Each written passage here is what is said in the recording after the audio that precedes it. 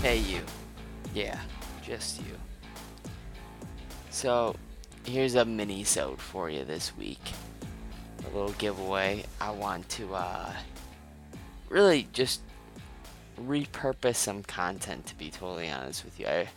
I wrote this a while back to deal with my own I guess my own disbelief in myself, and I had a real itch to scratch with success, so I wrote this. And I want to read it to you. And I think it's important for those people that sometimes really think that ambition is going to get them everything they want. And really, it's the ambitious people that rarely actually become successful. Because success is not extrinsic, it's not really something that can be measured. Success can only really be something that comes from the inside because it is based on emotion. At the most basic level, success, if your relationship is good with yourself, then it's good. And the thing is, when you have a relationship with yourself that is good, unfortunately, it's like living a lie.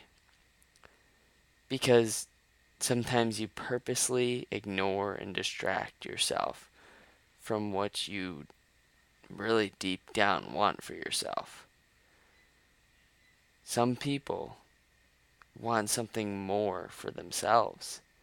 So they have these huge dreams and ambitions, yet few of these people ever get what they intended. So I guess the curiosity question is being ambitious enough? Alright, listen away. When you're committed to do something, you will be and do what is required. You'll stop wondering and start building. You'll stop being distracted and start learning. You'll start connecting. You'll start failing. You'll get what you want rather than have a long list of ambitions. You'll have actual accomplishments that reflect your real goals, your values. Your internal environment will reflect your deeper internal views and aims. So if you're in a committed marriage, for instance, you'll change in whatever ways are necessary for your marriage to thrive. You'll decide right away that there is no option to take a divorce. If you're committed to your craft, you'll change and become what is required to do that work at the level of your desire. You won't point to your limitations with victim mentality. You'll change your limitations so they don't stop stopping you. Only those who are truly committed, though, will become the new versions of the person in order to live their commitment. If you're not willing to change, then you aren't committed to anything beyond what you currently have. If you don't believe you can change, then you can't commit. You can't commit to anything beyond what life randomly throws at you. See, the thing is, the myth of unchanging self, it's it's funny because Jim Rohn once said, "Become a millionaire not for the $1,000,000, but for what it will make of you to achieve it." So it comes down to a real reflection of yourself.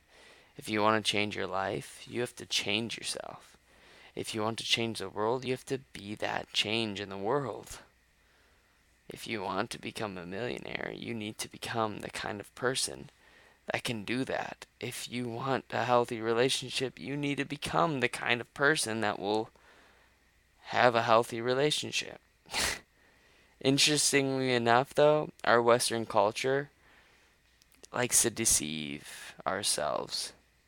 We like to believe very strongly in an environment or a I would say, unalterable nature, a influence that is untouched or uninfluenced by the environments we could reside in.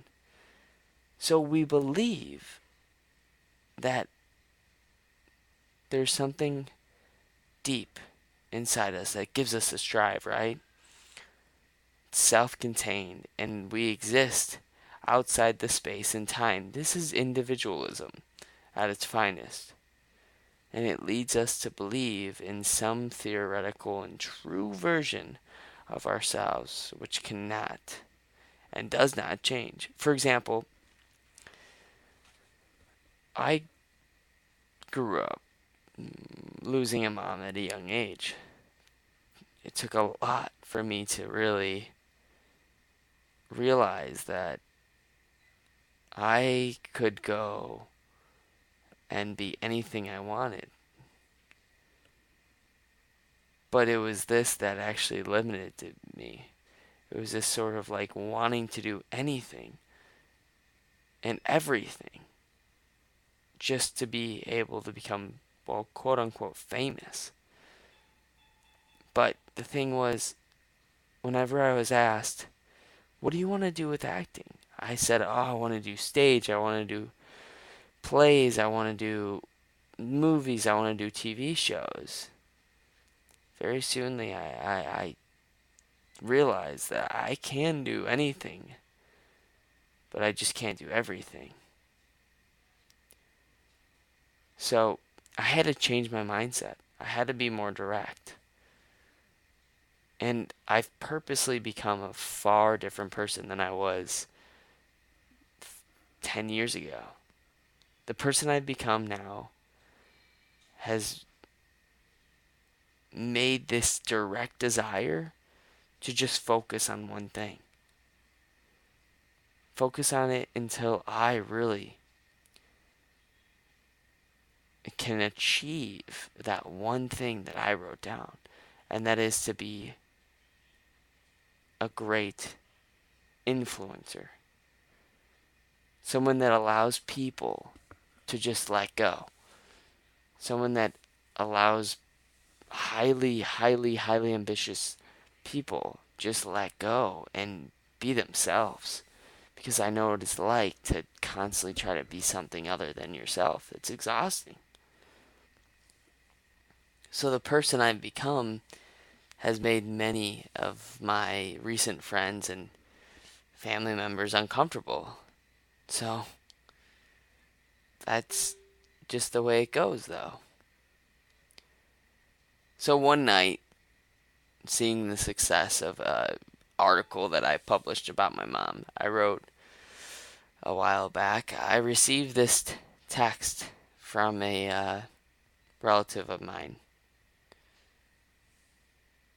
You, Logan, work hard. We know. And your words with your writing are very, very, very admirable. And I applaud your confidence. Yet I would advise you, no matter how high your accolades, to remember what you truly are. And it really struck me when I got this text. I wasn't sure what to believe anymore. I wasn't sure how to actually interpret it. But it was because of my reflection on myself, I think, that didn't allow me to stop going. That allowed me to perceive with my own truth. Even if sometimes the people that I love the most in life tell me something I don't want to hear. See, the thing is, the truth is, at least, that you are always changing. Your brain, your biology, your worldview is continually integrating new information. When you change a part of any system, you change the whole. Thus, over time, you have new experiences, surround yourself with new people, and learn new things. You emerge as a new person, yet these changes occur gradually and in real time, and thus you are almost impossible to notice yourself without putting it out on paper or reflecting or documenting it. Yet, as you learn new things over time, your brain literally creates new connections and is reshaped. The brain you will have in a year from now will literally be completely different than the one you have now. Really take that in. Especially if you consciously reshape how you see the world and live in the world. When you become fully committed to something, you throw the individualistic myths away. You are part of the dynamic system that is constantly changing. When you're truly committed, you stop justifying mediocre. You stop lying to yourself about what you want and what you believe in. You create an environment that facilitates your commitment. Because you know that as a person, you take on a form of environment. The only agency, the only thing you truly have is to choose the influences that shape you. So, choose the right material. Choose the right people. But don't choose everybody. Don't choose every material. If you're not committed, you rely on willpower. Well, willpower is a myth. Because then you start to allow willpower in your life and you leave things up to chance. You start to do things only when you feel like doing them. You leave yourself out. You never fully decide. When you're not committed, you live in a continual state of self-hatred. Over and over and over, and I get it. You start to watch yourself consciously behave in ways that oppose your highest ambitions. So only those who are committed to success will actually succeed. Write down the definition of your success. Write it down and declare it. Be declarative. Being ambitious isn't honorable. Wanting more for your life is obviously a common desire. Humans love to plan. We love planning stuff. But being completely committed to something is not common. It's rare. It's rare because commitment requires, I guess, nothing short of everything. Are you someone who's trying to build your online presence and you're finding out that it takes some time, a lot of time, and someone might recommend, hey, you should write a book and become an expert in that area so you're known for that one thing? Well, a book, as I've gone through it and come to find, takes a long time. It takes about another 1.5 years. But that doesn't mean that you can't become known for your thing. I think the best way to do this is through starting a podcast and getting a website out there that can archive all the work and the content and the area of expertise that you want to be known for. Because you want to be the go-to guy when someone thinks of, hey, I want to get in really good shape, but heck, I don't know what it's going to take. And you know that your area of supremacy, as I dub it, is to get someone into really great shape. And what if you could bring on other influencers that already have a name for themselves online onto your own podcast to create content to rank in really well, to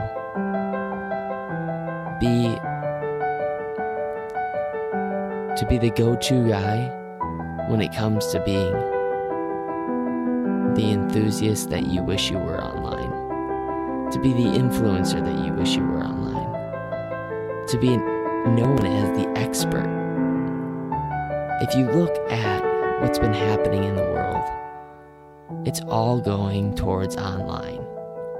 So if you're still running a business and overhead's high, please reach out, Logan at LoganTylerNelson.com, And this is a service where it's a done-for-you podcast.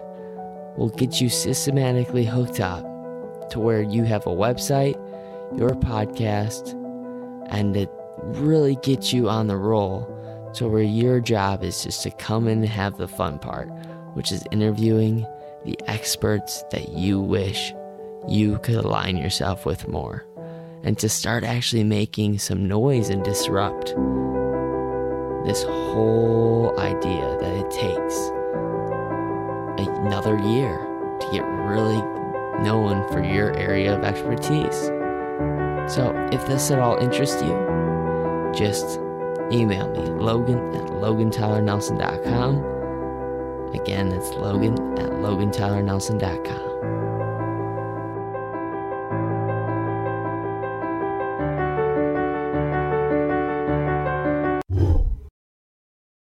The hardest thing you will ever give up is the false idea that what you think you are, you have no clue what you are. That's the thing. Most importantly, there is no you that is fixed and permanent. Only the individualistic idea of what you have of yourself, this quote-unquote authentic self, is your worst enemy, actually. It's actually not something that's authentic at all. The thing is, the only real you is the real you that you reflect on. It's your justification for not committing to something bigger and better. It's the chain around your neck, stopping you from putting yourself into situations that will demand you become a better version of you. As the researcher and professor Adam Grant once said, but if authenticity is the value you prize most in life, there's a danger that you'll stunt your own development. Be true to yourself, but not so much that your true self never evolves. So, to leave this off with a bang, if you're truly committed to something, you will shape your circumstances which support your commitment. You'll go even if things don't truly line up. Something may contradict your ambitions. But guess what? Now you know. You're the 1%. You're the 1% of the many people who want more for themselves and set up plans. But now you can truly grow.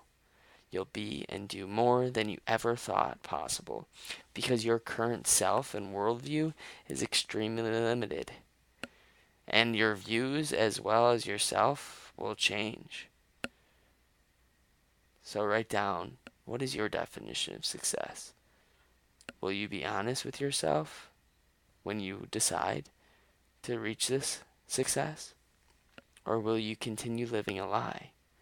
Will you continue pointing to some imaginary version of yourself that must be, quote-unquote, authentic to you? So, if this little mini-sode for you today at all inspired you or made you question a few things, please pay me the greatest compliment just by sharing. I would really appreciate it.